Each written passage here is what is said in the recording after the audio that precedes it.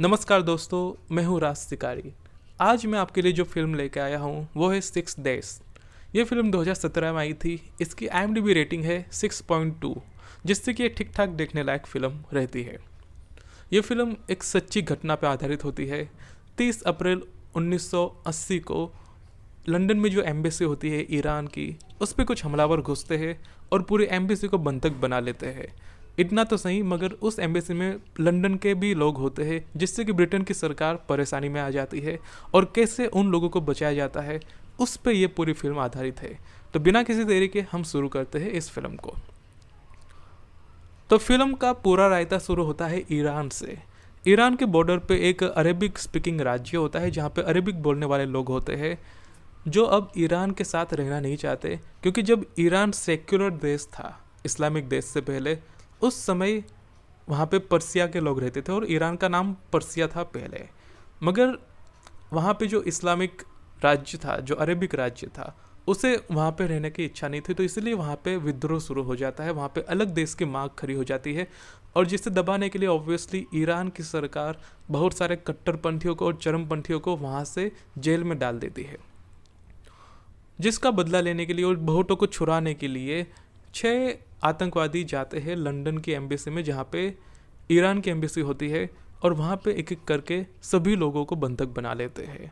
शुरुआत में security guard अपनी पिस्तौल से उनका सामना करने का प्रयास करता है, मगर एक आदमी उसे ऐसा करने से रोक लेता है और कहता है कि नहीं, हमें ऐसा नहीं करना चाहिए। जिसके बाद सिक्योरिटी गार्ड कुछ नहीं करता और बैठा रहता है। एम्बेसी पे कब्जा करने के बाद आतंकवादी लंदन की पुलिस को फ़ोन पे बात करते हैं और कहते हैं कि हम चाहते हैं कि आप ईरान की सरकार पे ये दबाव बनाए कि हमारे लोगों को जेल में से छोड़ा जाए और उन्हें फ्री कर दिया जाए। तो ब्रिटेन की सरकार हैरान हो जाती है कि भाई, हम किसी देश की सरकार को कैसे प्रेशराइज कर सकते हैं, ये तो हमारे हाथ में नहीं है। तो ब्रिटेन की सरकार आतंकवादियों से कहते हैं कि भाई, ये सब हमसे नहीं हो पाएगा, तुम लोग अपना देख लो।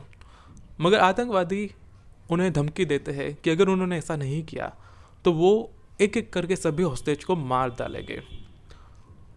तो आतंकवादी साथ में उन्हें कहते हैं कि वो एक हवाई जहाज भी चाहते हैं, जिससे कि वो सुरक्षित ब्रिटेन से वापस जा सके अपने देश। इतना बात करके वो लोग फ़ोन काट देते हैं। बाद में हम देखते हैं कि आतंकवादियों ने चारों तरफ से एम्बेसी को बंद कर दिया है, जिससे कि ना तो कोई अंदर आ सके और ना ही कोई अंदर से बाहर जा सके। अगले सीन में हम देखते हैं कि जो आर्मी चीफ होते हैं, स्पेशल फोर्सेस चीफ होते हैं और पुलिस चीफ होते हैं, और साथ में सरकार के कुछ मंत्री, वो बैठ के डिस्कशन कर रहे होते हैं कि हमें क्या करना चाहिए और कैसे करके हमें लोगों को मुक्त करवाना चाहिए। जिसके बाद ये लोग स्पेशल फोर्सेस को बुला लेते हैं। स्पेशल फोर्सेस की टीम एम्बेसी के बाजू की बिल्डिंग में ही अपना डेरा डालती है और वहाँ पे अपना काम शुरू कर देती है, और वो आदेश आने पे सीधा हमला करने के लिए तैयार हो जाती है। मगर आतंकवादियों को इन चीज़ का पता चल जाता है कि बाजू में ही स्पेशल फोर्सेस के लोग आ गए हैं। जिसके बाद आतंकवादी फ़ोन करते हैं और इस टकले को काफ़ी सुनाते हैं कि अगर तुमने ऐसा किया तो सबको मार दिया जाएगा। जिसके बाद टकला ऑपरेशन को रोक देता है, और फिर होता यह है कि वो उसे खाने के लिए कुछ ऑफ़र करता है। तो आतंकवादी खाने के लिए मान जाते हैं और फिर उन्हें खिड़की से कुछ खाना भिजवा दिया जाता है, क्योंकि वो दूसरा दिन होता है और वो लोग भूखे भी होते हैं। अगले सीन में हम देखते हैं कि जो आर्मी चीफ, पुलिस चीफ और स्पेशल फोर्सेस चीफ होते हैं, वो ऑपरेशन की परमिशन दे देते हैं, क्योंकि इसमें ज़्यादा कुछ नहीं किया जा सकता। अगर ज़्यादा समय लिया जाएगा तो ना तो आतंकवादी मानने वाले हैं और ना ही ईरान की सरकार मानने वाली है सरेंडर करने के लिए।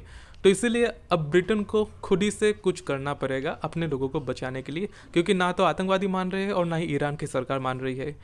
तो जिसके बाद ये लोग अपना ऑपरेशन शुरू कर देते हैं। ये लोग चारों तरफ सर्वेलेंस का काम लगा देते हैं। बीच में तीसरे दिन ये लोग आतंकवादियों से कुछ डिस्कशन, नेगोशिएशन करके 2 बंधकों को छुड़ा देते हैं, मगर आतंकवादी तभी एक आदमी को मार देते हैं। अगले सीन में हम देखते हैं कि जो स्पेशल फोर्सेस के कमांडो होते हैं, वो एम्बेसी में चारों तरफ से घुस रहे होते हैं, मगर तभी आतंकवादी एम्बेसी में आग लगा देते हैं, जिससे एक आध जवान थोड़ा घायल भी हो जाता है। मगर ओवरऑल करके एक एक करके सभी जवान अंदर घुस जाते हैं और सभी आतंकवादियों को मार देते हैं। जिसके बाद हम देखते हैं कि ये जो ऑपरेशन होता है, यहाँ पे आग बुझाने के लिए फायर ब्रिगेड भी आ जाती है और ये सब टीवी पे लाइव दिखाया जा रहा होता है। ऑपरेशन ख़त्म होने के बाद स्पेशल फोर्सेस के सारे जवान वापस जा रहे होते हैं, मगर वो लोग दुखी होते हैं कि आज उनके हाथ भी खून से रंग गए, मगर साथ में उन्हें ये भी पता होता है कि ये करना ज़रूरी था, अगर हम ये नहीं करते तो हमारे लोगों की जान जा सकती थी। जिसके बाद ये फिल्म ख़त्म हो जाती है। तो आपको ये फिल्म कैसी लगी आप नीचे कमेंट करके बता सकते हैं। आपको अगर कोई फिल्म एक्सप्लेन करवानी हो तो आप ज़रूर नाम बताइए नीचे कमेंट करके, मैं ज़रूर एक्सप्लेन करूँगा इसे। तो सब्सक्राइब करना बिल्कुल ना भूले और लाइक भी बिल्कुल कर दे। सो इट इज़ मी राज शिकारी साइनिंग ऑफ।